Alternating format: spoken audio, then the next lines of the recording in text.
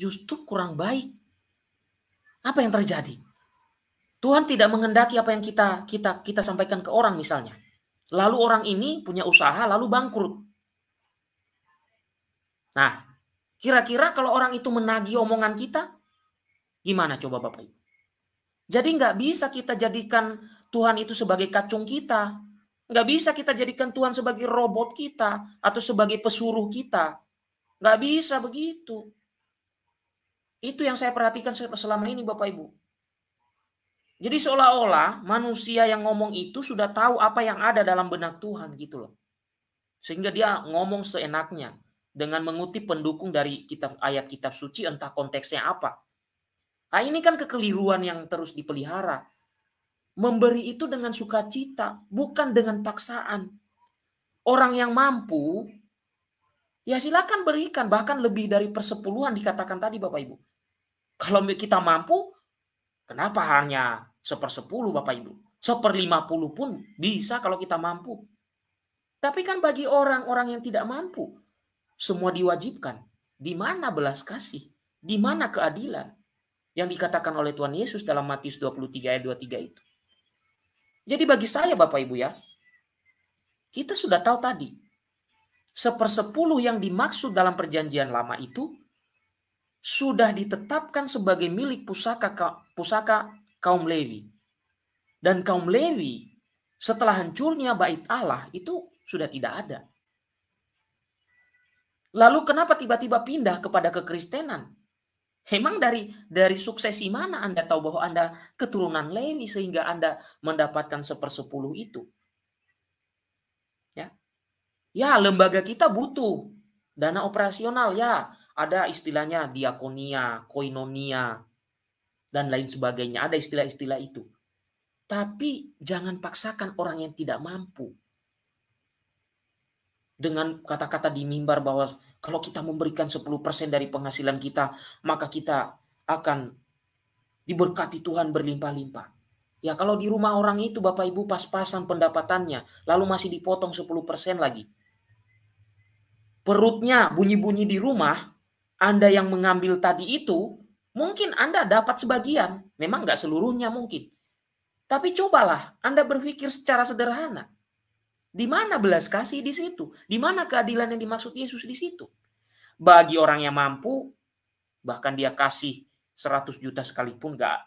Saya pernah Bapak Ibu ya di suatu gereja, ada seorang yang punya perusahaan besar yang saya kenal. Bahkan ya ini sebenarnya rahasia tapi saya tidak sebut nama orangnya, tidak sebut gerejanya di mana. Diberitahu ke saya, dia menyumbang 100 juta untuk gereja. Iya, dia menyumbang 100 juta. Ngapain harus 10% kalau mampu Bapak Ibu? Kalau kita mampu, udah itu bangun aja satu gereja itu. Ngapain harus nunggu 1/10 dulu? Nggak usah. Kalau sudah ada tinggal kasih.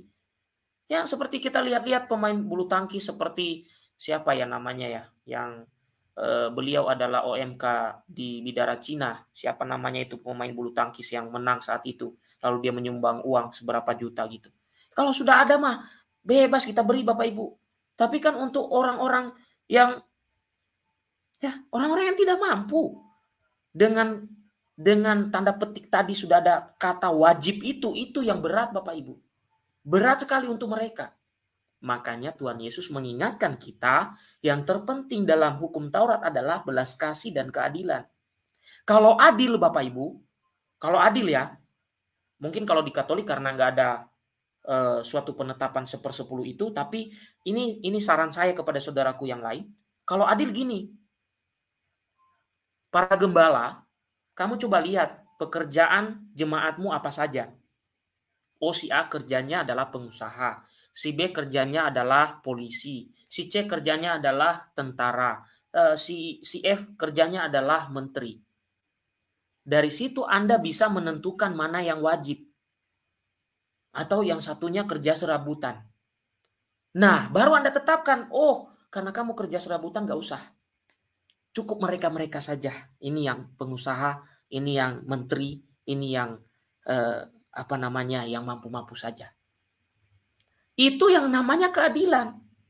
Nah, kalau semuanya disamaratakan, yang jadi menteri dan juga yang kerja sebagai pencuci baju di rumah tetangga, mengerikan Bapak Ibu. Tragis kehidupan ini Bapak Ibu. Ya, disamakan yang kedudukannya pekerjaannya menteri, disamakan membayar perpuluhan dengan seorang ibu yang kerjanya mencuci pakaian di rumah orang lain. Saya aja, kalau saya melihat seperti itu, saya terenyuh gitu loh. Ya kalau bagi menteri contohnya, apa sih 10 juta saja juga nggak masalah. Saya pernah juga dalam suatu kegiatan itu Bapak Ibu disumbang 10 juta oleh menteri. Biasa aja mereka itu. Nggak ada sesuatu. Hari ini saya masukkan proposal, besok keluar Bapak Ibu. Betapa mudahnya mereka mengeluarkan 10 juta. Lah, bagi orang yang susah, jangankan 10 juta, 10% saja. Misalnya anggaplah dia penghasilannya sehari 100.000. 10% dari 100.000 berapa Bapak Ibu?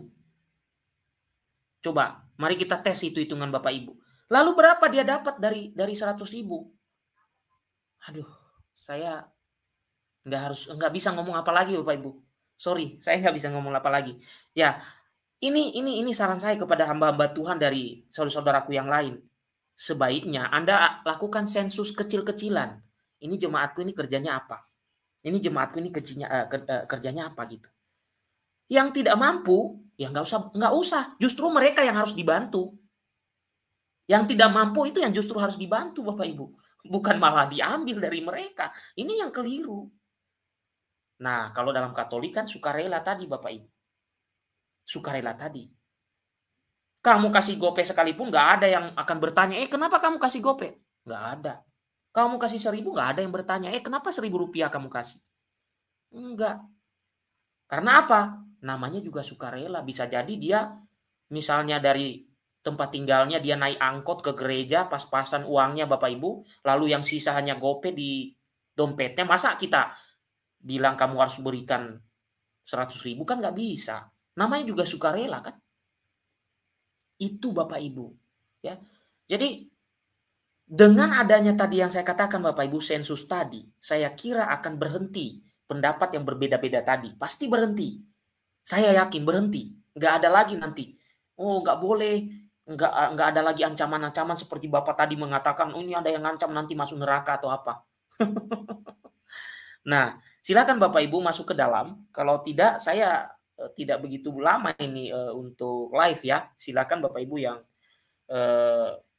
apa namanya, yang mau berbicara ataupun yang mau bercerita, gitu ya. Silakan masuk ke dalam. Karena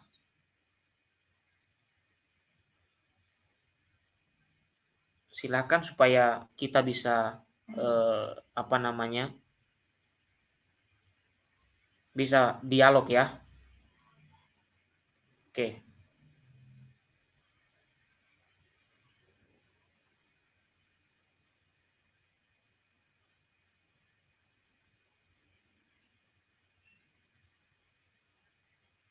Hmm. Oke. Ya. Eh, nanti saya juga bisa mengambil dari pengalaman nih Bapak Ibu ya. Oke. Baiklah, kalau tidak ada yang masuk ke dalam, nanti saya berikan contoh pengalaman saya ya.